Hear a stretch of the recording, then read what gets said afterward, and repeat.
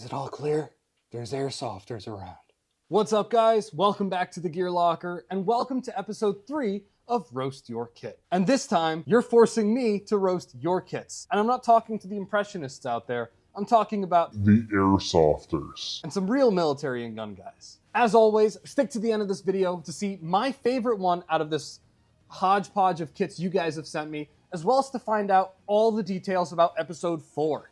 Not only is it going to be a specific theme, but it's going to be a little bit different next time, so stay tuned. As you can tell, I struggled to find props that were strictly airsoft, so gloves are off, let's dive in. Our first kit comes from TGray.Zapad Ian, and it looks like he went on Amazon, picked whatever Flecktarn things he could find, and put them on a kit. I do like the G3 though. I don't think that height over bore is going to do you too well in airsoft, and I definitely think you need some magazines for those pouches, especially because some of them aren't even Flecktarn. 5 out of 10. Let's keep going. The next one makes me a little bit happier. It's from a fan favorite, Kukin, and he's come up with a general KSK inspired loadout. And it is K&K inspired indeed, but it all looks really good together. I think I just like this guy's pictures. Linnerhof uniform, good stuff. 9 out of 10. The next comes from B.Tac, or should I say the next collection of kits. 0 out of 10 for indecisiveness. 2 bonus points for the Mark 48 down in the bottom picture. Otherwise, pick a kit. The next one comes from Big Kamikonk, and it's not an airsoft kit, but in fact, a real British kit. The beard is really solid. Love it. The MTP looks really good. It looks like a really solid belt kit. I'm going to give this one an 8 out of 10. I'm taking 2 points off for killing Nathan Hale. The next comes from Dak Tactical, and he has an interesting loadout. Automatically, I'm drawn to the Leo Kohler pants. The only people who wear those that aren't KSK or Bundeswehr impressionists are airsofters from Europe, because they're the only ones that know about Leo Kohler. I like the M4 setup you have. The helmet and goggle setup all looks really flush. That's something I always struggled with as an airsofter, but I got to stick to my guts here. I'm going to give this one a Euro Airsofter out of 10, maybe a 6. The next one comes from F'd Up Fellas, and the Z is cringe. 0 out of 10. Everything else might look cool. Z kills it, man. As we move on to a vintage kit with history from Grayson, I'm seeing all Vietnam vibes, and I love it. Definitely some farb things on the reenactor and impressionist standards, but overall, looks kind of cool. I can't imagine it's comfortable to play with that C-Rat sock, though, so minus 2 points, 8 out of 10. Good job. Get a gun, too, though. Ironsightsurplus UK sends in what looks like if a Tarkov scab walked into a surplus store and threw on whatever he could find. It's cool, it's a vibe, but it's a lot. 8 out of 10. Kestrel sends in another hodgepodge of kits. Can't decide, so minus 9 automatically. But I would say it's put together a little bit nicer. I like the kind of high-speed look of all these kits, so I'll give it some points back. I'll give it a 4 out of 10. Pick a kit better next time. Lauren OTS sends in a KSK-inspired kit, and it is exactly that. KSK-inspired. Cool elements. I do see some stuff that was issued. I also see a lot of stuff that was not issued. So I'm going to stick with the KSK Inspired out of 10. I'll let you figure that one out. Lupus Indominus sends in a couple of kits, but I'm going to make an exception.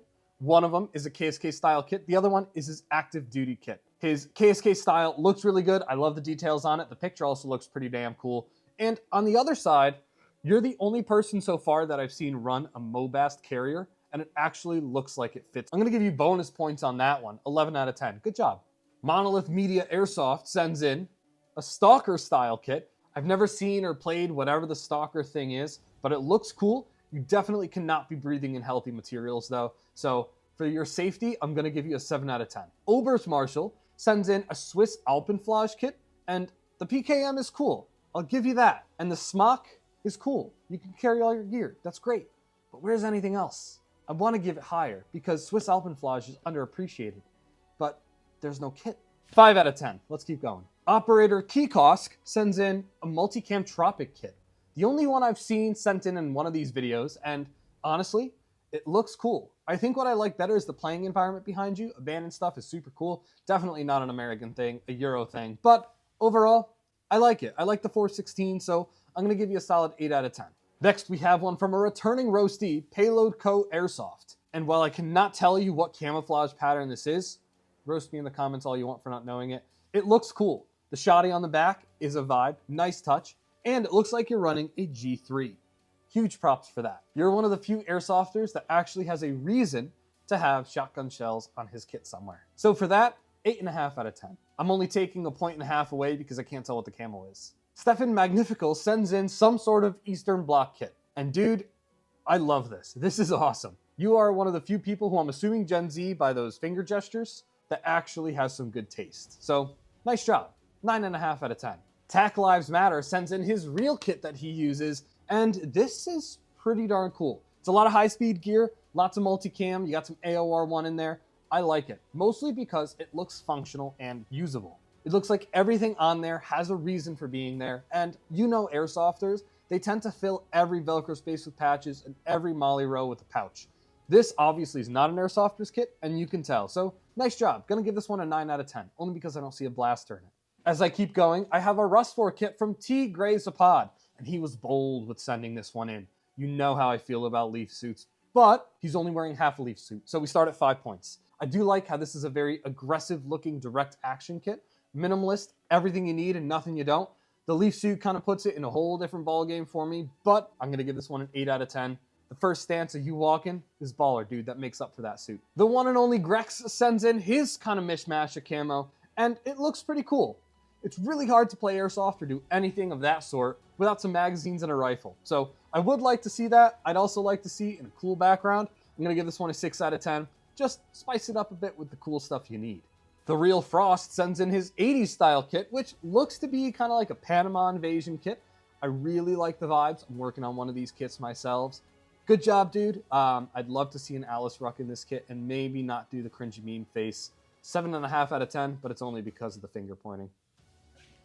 Vince Nevermind sends in a kit with a bright spanking blue UN helmet, and I gotta say, props to you for running one of those things, because that is just the biggest target on your head. The SR25 is cool. That scope is a little bit overkill for airsoft, but you got a cool loadout. So I am gonna give you credit where credit is due, 8.5 out of 10. And before we get to my favorite kit of this episode, let me tell you all about episode 4 of Roast Your Kit. We've done impression kit videos, we've done airsoft videos now, so I'd like to meet somewhere in the middle. As you guys may know, the Milsim West Shally game is coming up soon, and that's a hot topic on the community's mind. So what I'd like to see are your Milsim kits. It doesn't specifically have to be an impression kit, but something that you would use at a Milsim event, whether it is Milsim West, Broken Arrow events, or any other kind of events that you guys would consider Milsim. These are gonna be due by November 29th latest. You guys can send them to my Instagram at The.Gear.Locker or send them to my email. Both of those will be in the description below. And what you might also notice is this isn't a 2-week time period anymore. In addition to having a full month to submit your kits,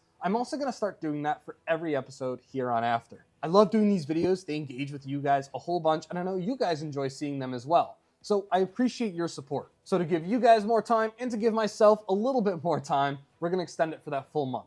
Every month, we're gonna have a Roast Your Kit, so stay tuned. Details on episode 5 will come out when episode 4 is released, and I'm really excited to keep going with this series. And now, let's take a look at the best kit that was turned in for episode 3 of Roast Your Kit. Coming from a legend in the community, Op4Airsoft, we have a North Korean, Russian North Korean loadout.